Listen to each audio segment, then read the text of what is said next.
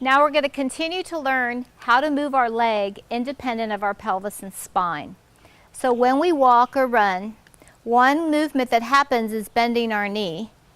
It would seem that that's easy to do without moving through here, but if you have issues through here, commonly the pattern will be to bend your knee and bend your hip and shorten your spine simultaneously.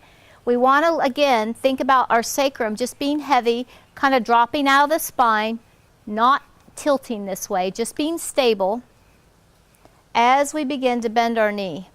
You want to make sure that this thigh is even with this thigh, that it doesn't come forward and it doesn't come wide. Those of us with tight IT bands, our knee will want to come wide. If you work on this, it will help lengthen your IT band and strengthen the other muscles that should be working instead of your IT band all the time. So this leg hangs vertically down out of your hip. Doesn't go forward, doesn't go out. You simply scrape your toe back on the ground and start to lift your foot. This stays the same, rib cage stays the same, and you come back down.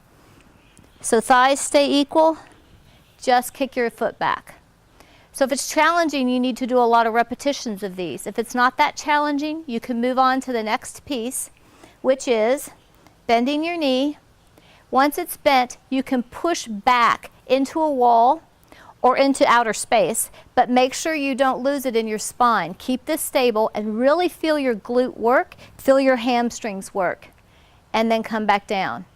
Shift over onto your other leg, keep everything square, scrape your toes across the ground, lift them up, and think about reaching back. Really engage your glute and your hamstring. This helps lengthen tight quadriceps. If your quadriceps and your hip flexors are always tight, always tight, always tight, and you stretch them and they get tight again and tight again, it's because the opposite muscles don't know how to do their job. So this is actually a premier quad stretch, because what you're doing is you're not letting your pelvis go this way. This is how you see many times when we're doing quad stretches. This is what happens. You want to take your abdominal muscles, lift them up so that your pelvis stays stable. Don't let this move as you kick your foot back. You can reach with your hand, but your hand and your arm is not what's doing the work. Your glute is doing the work. Your hip extensors are reaching back with your knee and pulling your knee in so that it hangs vertically.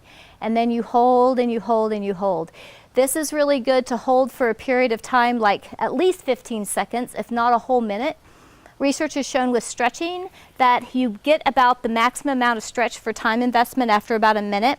After about 2 minutes, the change sort of drops off. So if this is intense for you, do increments of 15 seconds till you reach 2 minutes. It's not too bad. Do a minute, then switch to the other side, or go ahead and hold it for 2 minutes and really feel yourself use your glutes and your hamstrings. You may just want to place your foot on a chair or push it into a wall so that you get help in being accurate. This is not about how hard we can push ourselves, it's about how accurate we can be.